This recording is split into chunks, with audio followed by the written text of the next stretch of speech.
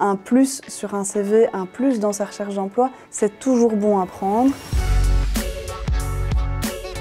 Bonjour, je suis Noémie Nicolas, coordinatrice du Centre de validation bruxellois des métiers du tertiaire.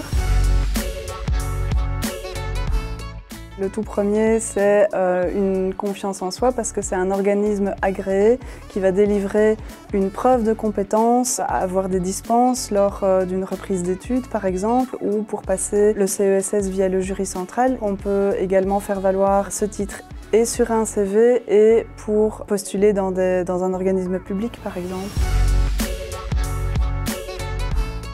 La validation des compétences est ouverte à énormément de métiers différents, notamment donc agent d'accueil, employé administratif des services commerciaux et aide comptable. Dans tous les secteurs, que ce soit de la construction, l'esthétique, l'ORECA, énormément de centres à Bruxelles et en Wallonie proposent cette validation pour connaître vraiment l'ensemble des métiers proposés. Vraiment via le site internet validationdescompétences.be, on retrouve l'ensemble des métiers, mais dans un panel vraiment très large.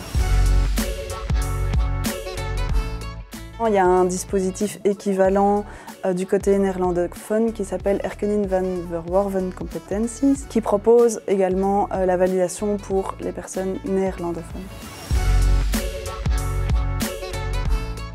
Dans toute épreuve de validation, la personne va avoir du temps pour se mettre en condition. On lit les consignes avec le formateur, avec le conseiller, on prend le temps de tout décortiquer pour évacuer un maximum de stress. Une fois que l'épreuve commence, voilà, on a des consignes et des mises en situation où on se met vraiment dans la peau finalement d'un employé, d'une entreprise fictive cette fois-ci, pour voilà, démontrer les compétences. Donc toute une série de mises en situation et de tâches précises à effectuer avec un timing très précis.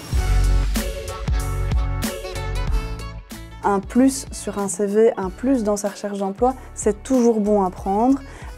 Et je pense que de plus en plus, la validation des compétences est connue par les employeurs et peut vraiment vous aider à décrocher un emploi.